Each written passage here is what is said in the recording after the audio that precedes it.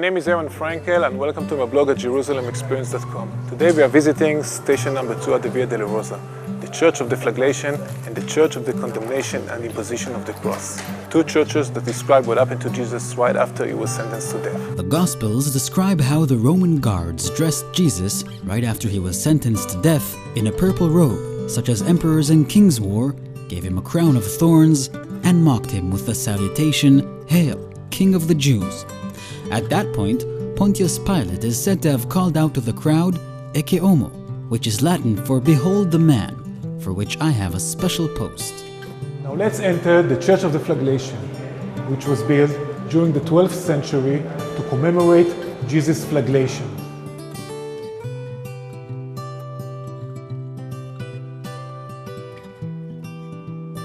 As you can see, thorns serve as the dominant motif for the church's decoration, both inside and out.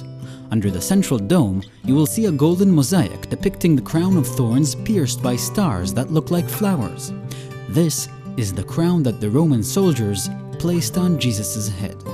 On each side of the choir, there are stained glass windows with depictions from the trial. Here, to the right, we can see the people of Jerusalem freeing the bandit Barabbas instead of Jesus.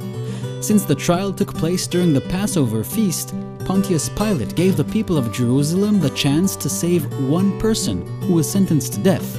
But as this window shows, the people of Jerusalem did not choose Jesus.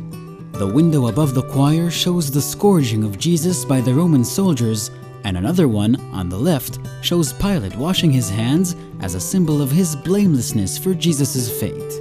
Are you ready to see some of the characters from these stories comes to life? So let's enter the second church, which was built to commemorate the imposition of the cross on Jesus. This is a Byzantine church which served as a mosque for many years. The Franciscans restored the chapel to its former splendor in 1903 and 1904.